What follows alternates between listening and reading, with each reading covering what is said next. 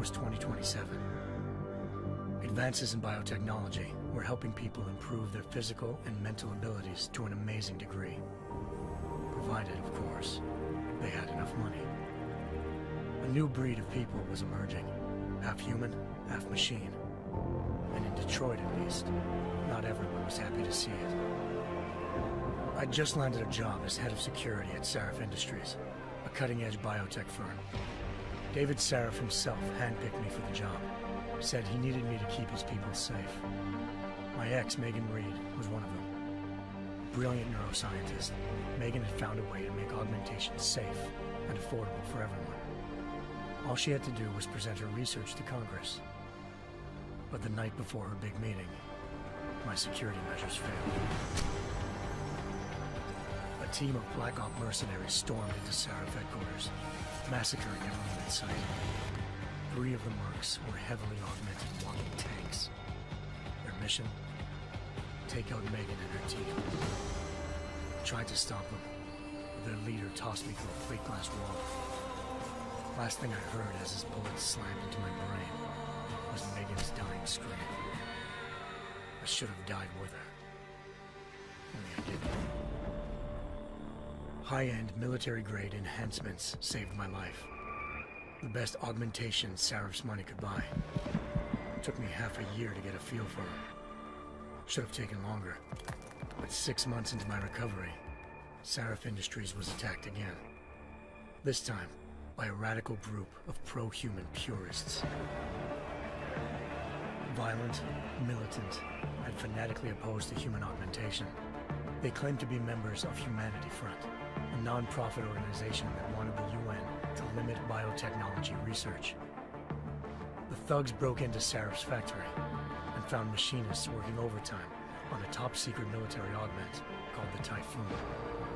Sarif sent me to retrieve it, and when I did, I found one of the so-called purists next to it, wired with cerebral implants, trying to download its classified specs.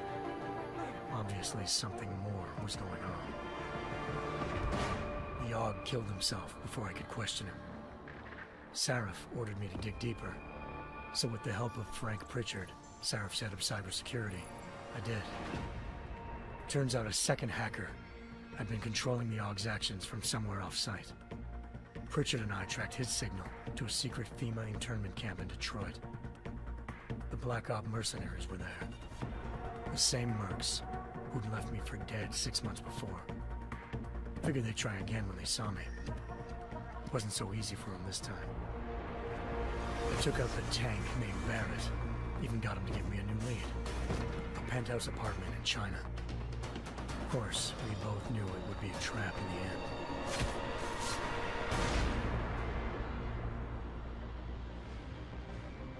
Hengsha Island, China. Home to a city so crowded, they had to build a second city on top of it. Trying to find clues in Hengsha wouldn't be easy. Lucky for me, I wasn't alone. Farida Malik, Sarif Industries' ace pilot, had lived in Hengsha before. A good person to have on your side. She knew enough about the place to get me around. Malik dropped me in the lower city, close to the penthouse Barrett had told me about. Bell Tower Associates, a private security firm under contract to the Chinese government, had agents tossing the suite when I arrived. Just not for the reason I'd been expecting. Turns out the man who lived there was a criminal hacker named Van Bruggen. The same hacker who'd been remotely controlling the Aug in Sarif's factory. Van Bruggen's panicked decision to force the man to commit suicide had been a mistake.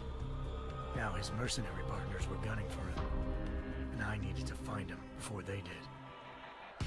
Locating Van Bruggen meant playing nice with the Triads, Hengsha's organized crime lords. They had the hacker holed up inside a low-rent capsule hotel. By the time I found him, Van Bruggen had no qualms giving up the woman who hired him. Zhao Yunru, president of the Taiyang Medical Corporation. According to Van Bruggen, Zhao wanted to monopolize the augmentation industry and had hired Black Op mercenaries to destabilize her competition. Sarif Industries was at the top of her list.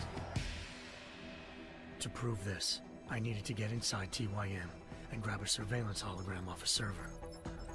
I suspected Van Bruggen was hiding something when he told me this, but nothing could have prepared me for what I saw. Megan wasn't dead. She and her 4 best researchers had been kidnapped, spirited away somewhere while their kidnappers made it look like they were dead. Desperate to learn more, I confronted Zhao in her penthouse. She claimed to be a pawn in a bigger plan, and hinted at a group so powerful it controlled global interests at a whim. Then she slipped into a panic room and hit the alarm, forcing me to make a very quick exit. I figured Zhao was lying, but part of her confession made sense. David Sarif had been worried about his people. So worried, he'd required all of them to have subdermal locator devices surgically implanted. The GPOs would have been broadcasting the day of the attack. But Zhao said a single call to Picus, the world's leader in global 24-hour satellite news, had turned those signals off. I needed to fly to Picus headquarters in Montreal if I wanted to learn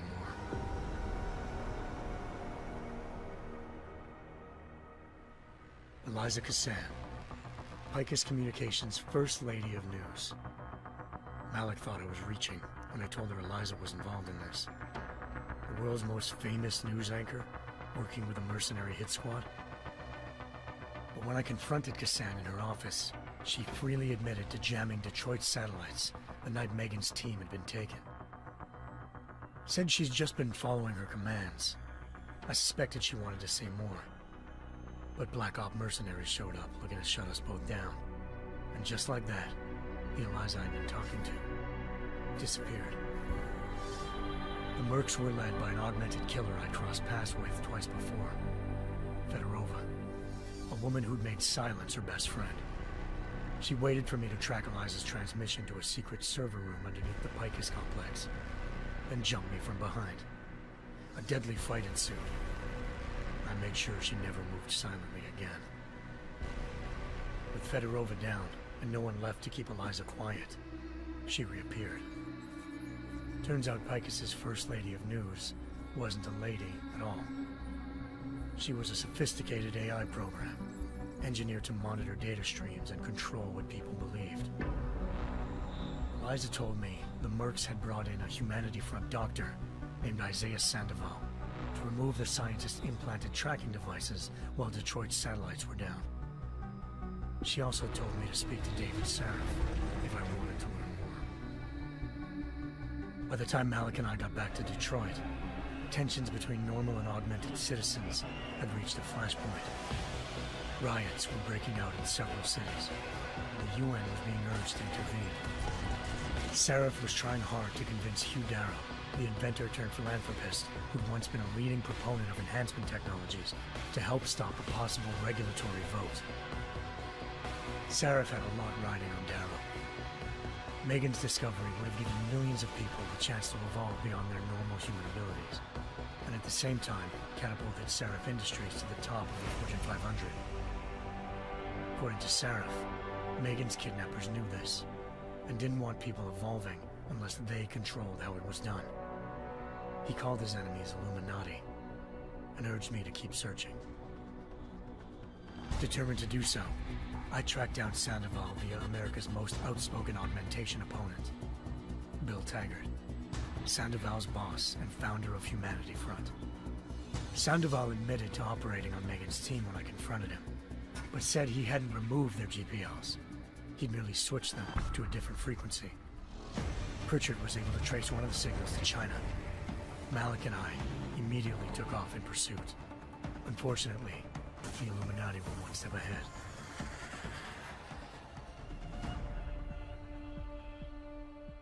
Ambushed. Shot out of the sky by Bell Tower Associates, seconds after entering Nixxes airspace. Malik's piloting skills saved me. After a tense and bitter struggle, I escaped into Lower Hengsha. The tracking signal I was following led straight to the Triads, or more specifically, to the augmented arm of Tong Si-hung, leader of a gang of augmentation harvesters. Tong said they'd taken the arm off a corpse, which Bell Tower had left at their door, meaning at least one of Sarif's scientists was dead. Maybe not the rest of them, though. Tong pointed me to a port used for human trafficking and helped me slip aboard a bell tower ship. It was sailing to Rifleman Bank Station, a military base in the South China Sea. Bell Tower was holding kidnapped civilians as prisoners there, and using them to perfect the Hyron Project, a human-computer interface that left most of its test subjects dead. My search for Megan would have ended then, if not for a mysterious ally named Quinn. In exchange for my help exposing Bell Tower, he slipped me aboard a second ship headed to Singapore, and an Illuminati-run biotech facility called Omega Ranch. 3 of Serif's scientists were there, forced by their captors to create a technology capable of remotely shutting down augmented abilities. Thanks to an emergency recall notice issued by the World Health Organization, millions of people all over the world already had the biochip installed. With the help of the scientists, I tracked Megan to a private section of the ranch. There, I ran into Yaron Namir, the walking tank who'd put a bullet in my brain the first time we met. He'd teamed up with Zhao and was hoping to catch me off guard. Their little ambush didn't work. I found Megan in a suite belonging to Hugh Darrow, the billionaire philanthropist who'd Serif had called on for help. Darrow had convinced her to go along with the biochip plan by promising to sabotage the tech. As she was explaining this, Darrow appeared in a global broadcast, telling the world that augmentations would be the death of mankind. Then he activated the biochips to prove his point. All over the world, augmented people flew into a killing frenzy. Darrow had betrayed everyone, and it was up to me to set things right. To do it, I had to reach Panchaea, a massive installation in the Arctic Ocean. As I raced through corridors built by an all-augmented workforce, I saw death and destruction firsthand. By the time I shut down Darrow's broadcast, I knew the damage he'd done. Still, humanity's future remained unclear. How would the world react to this sabotage? Would people ever regain their faith in augmentations again? What would be the Illuminati's next move? Only time could give us the answers.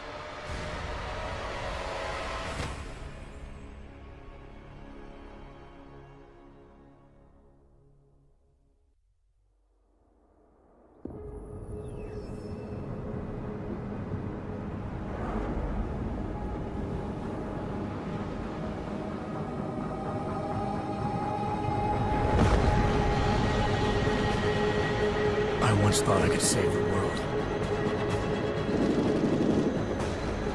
Now look at it.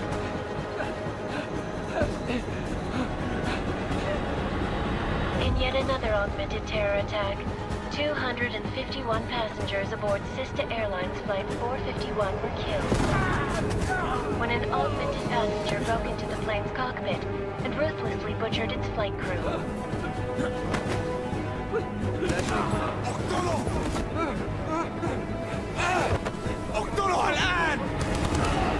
Details recovered from the black box recorder suggest that the man may have been suffering flashbacks to the AUG incident. That horrible day 2 years ago when augmented people all over the world flew into a psychotic killing spree, causing the greatest loss of life in recent history. Sometimes, you just have to let go. And embrace what you've become. Not gonna go all wonky on us now, Hansa, are ya? Well, if I do, McCready, I guarantee you'll never see it coming. Agent Jensen! Am I gonna have a problem with you? No, sir. No reason to assume you would. Good. Because you are the only augmented operative on this team, and I intend to make good use of you. Listen up, all of you. We got a sandstorm barreling down our arse and we can't afford to make mistakes. We're going after this man, an arms dealer named Shepard. He's ex-Bell Tower, one of the Special Forces commanders who disappeared during the incident. And he's come out of hiding. That cannot be good. It's not. He's selling weapons and military-grade augments to terrorists. This is Aran Singh, the undercover agent who lured Shepard out of his hole. best UC Interpol's got. For 3 years he's worked hard to get him tight with the Jinn, an Iraqi smuggling cartel that's infected the Eastern Hemisphere like a plague. Last week, our arms dealer sent a message to the Jinn, offering to sell them a shitload of black market merchandise dirt cheap. They told Singh to handle the buy. They're not gonna like it when Interpol disrupts their party. Singh's cover really that good? It is right now. We need to keep it that way. This is where the deal's going down. A half-finished high-rise hotel that's been abandoned ever since the incident. It's not a pretty picture inside. Let me guess. Most of the laborers were augmented with heavy-duty industrial rigs. So when the incident hit, and they all went schizo, things got gruesome real fast. And no one, except for some homeless junkies, have been inside the place ever since. So what's the plan, Director? Singh's meeting Shepard on the ground floor, inside the hotel's main atrium. He sent the bulk of his Jinn crew to the penthouse levels to secure a vantage point. I want McCready's team to take up positions overlooking the atrium and make the arrest. Jensen, you're going in solo from the roof. My objectives? Keep the Jinn from joining the party. As far as we can tell, only one route connects the atrium to the penthouse level. A halfway decent elevator shaft. Here. I want you to block access to it. Fine. Just cut me loose. Do you plan on relying solely on your augments for this one? I'd recommend taking a little hardware, just to be sure.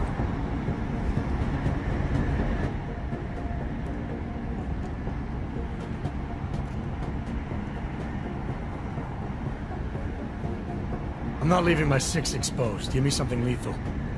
Your call, but Singh's undercover in all this. So watch your fucking sights. What about range?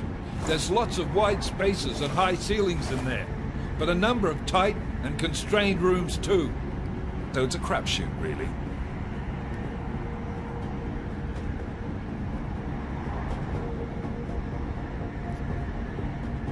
Well, I'm not looking to play dice with anyone in there. Give me something with distance. Your call. Less chance of being seen and compromising Singh that way. One last thing, Jensen. Singh said the Jinn are using some sort of portable Wi-Fi device to boost communications. He's got a better chance of maintaining cover if you disable it. I'll keep an eye out for it. But aren't we on the clock here? You said there's a sandstorm moving in. There is, and we got the intel on this mission at the very last minute. So we're scrambling a little. If it comes to it, your number one priority is keeping the Jinn out of that atrium. Copy that. Time to put away your heavy thoughts, gentlemen. We're approaching the target building. You're up first, Jensen. Let's do this. Task Force Actual. This is Knife Leader. Engage Hush drives and descend to Angels 1-5.